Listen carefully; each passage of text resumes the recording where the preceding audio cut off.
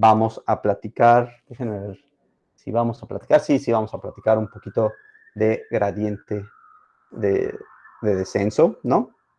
Gradient descent. Ahora, el objetivo de esta segunda parte es entender cómo calcular y cuáles son las diferencias entre gradient descent, stochastic gradient descent y mini batch gradient descent. Ok, esto son, o sea, estamos dejando un poquito a un lado estas metodologías de ajuste, no, metodologías para ver qué tan bueno es el ajuste, y ahorita vamos a pasar a un tema donde lo que nos va a interesar es qué tan bien, es más bien, cómo encontrar esos valores mínimos de mi función de error, ¿no?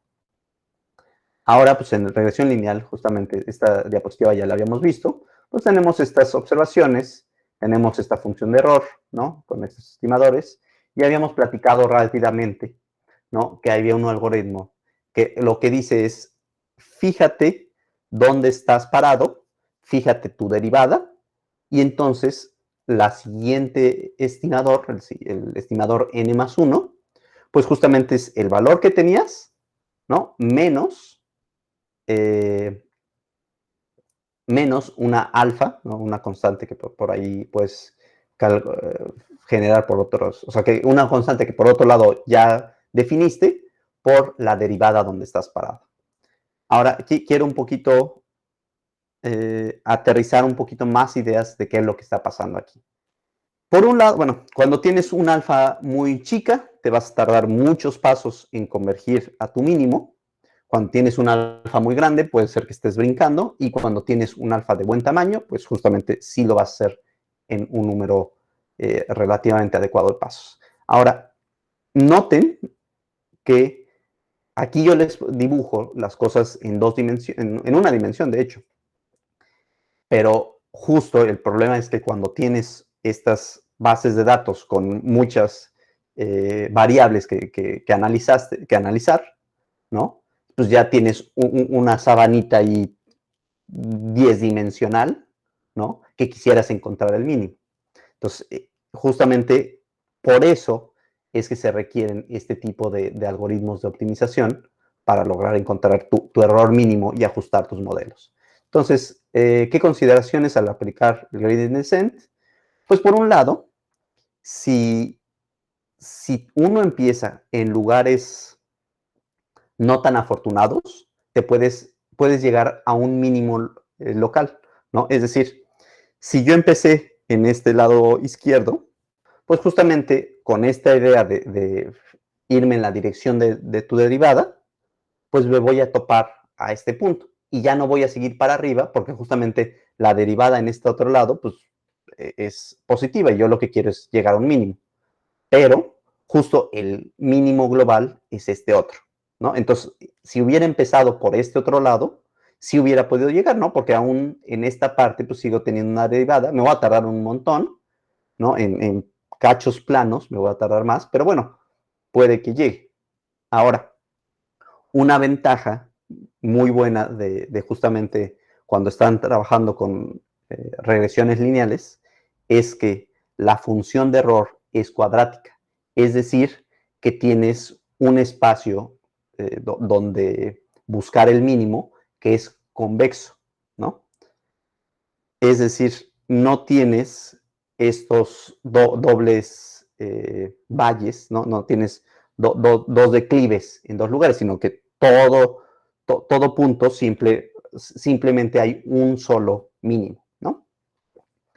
Ahora, otra cosa que también es importante, que ayuda mucho a estos algoritmos, es no tener, es más bien que todas tus dimensiones estén, más bien que todas tus variables estén en la misma dimensión. Normalmente lo que se ocupa es estandarizar la 0, 1, ¿no? Al hacer esto, no vas a encontrar problemas de que cuando empieza a explorar las derivadas, siempre te apunte en ciertas direcciones que no sean tan óptimas, ¿no? Entonces, una cosa que se requiere para este tipo de algoritmos es justamente estandarizar tus variables, ¿no? Ahora, ¿qué más? Noten, vuelvo a lo mismo, que cuando estamos trabajando con que en estadística nos habían platicado que sí tenemos una expresión analítica para encontrar estas betas, ¿no? En el modelo de regresión lineal, pero justamente te pide hacer la inversa de matrices, ¿no? Y hacer el producto de matrices. Bueno, en sí lo más costoso es inversa de matriz. Eso es computacionalmente muy costoso. Por eso, aún para esos casos donde podríamos teóricamente, analíticamente obtener el resultado, es mejor utilizar el gradient descent. Ahora, ¿qué se requiere? Pues al fin y al cabo, lo que quiere son las derivadas, ¿no? Entonces, calculas las derivadas parciales, que en el caso de la regresión lineal, estas son mis derivadas parciales, ¿no? Es decir, bueno, derivo esta expresión que estaba al cuadrado y pues me queda de esta manera, ¿no? Nada más sale un xj al cuadrado cuando derivo con respecto de θj, pues recuerden que este es un vector, ¿no? Multiplicado con otro vector, donde solo estoy derivando con respecto a la entrada jésima, y entonces pues simplemente esta es la que va a sobrevivir.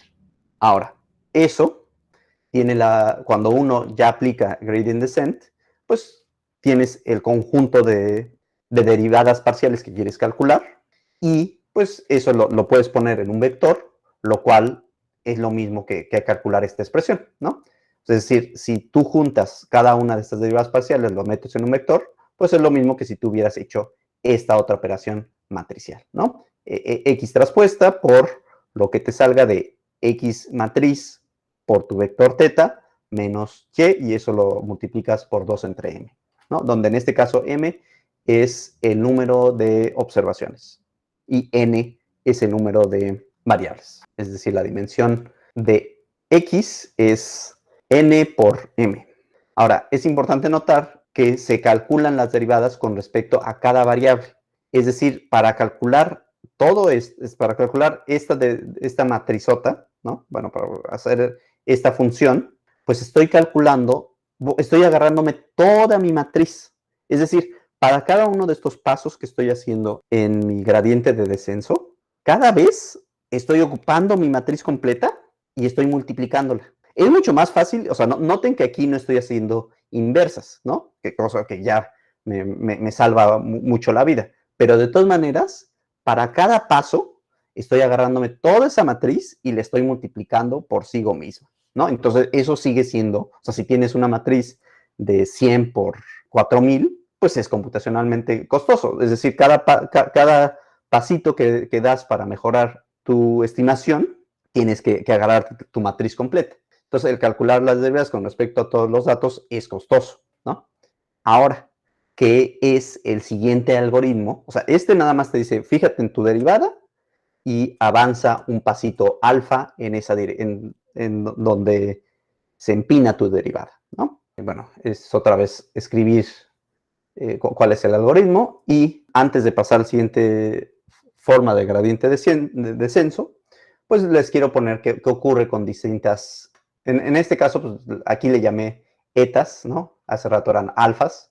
Ahora, ¿qué ocurre? Si tú te agarras una alfa, bueno, sí, una alfa, me quedo con alfa, muy chiquita, ¿no? Esta es mi primera observación, la línea puntada roja, la primera observación, la primera estimación del parámetro, ¿no? Tu parámetro original que ocupaste, y luego te vas a ir aproximando, pero pues te vas a tardar mucho porque tu alfa era muy chiquita.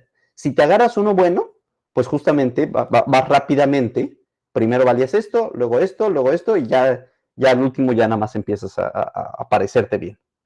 Y en cambio, si le das un valor muy grande, o sea, si ahora pasaste 0.02, 0.1 era, digamos, parece ser el bueno, y ahora si te vas a 0.5, pues ya fue muy grande, tan grande que empiezas aquí y luego empiezas a saltar para arriba y para abajo. O sea, noten que aquí hay otras líneas, ¿no? Que ya ni siquiera se ven. Aquí en cada gráfica deberían aparecer 10 rayas, ¿no? Pero estas aquí nada más se ven 5 arriba y una acá abajo, ¿no? Entonces, justamente esto es lo que está ocurriendo. O sea, este es el otro lado de la moneda, bueno, del pensar qué ocurre con mi estimador, con mi ajuste. Por un lado, si me fijo en el error justamente es encontrar ese punto mínimo, ¿no? De esta sabanita. Pero en cambio, si yo me estoy fijando qué ocurre a la par Ahora, con respecto a las líneas de tu modelo, pues ocurre esto otro, ¿no? Es decir, por un lado tú te vas aproximando y por otro lado esta línea cada vez se va pareciendo más a donde debe de estar con respecto de los puntos, ¿no? Entonces, ya ahorita vimos entonces, un poquito más de explicación de lo que está ocurriendo con esto de gradiente de descenso. ¿Por qué quise hacer un poquito más de énfasis? Porque este tema va a ser, o sea, este de gradiente de descenso, vamos a volverlo a ver más adelante.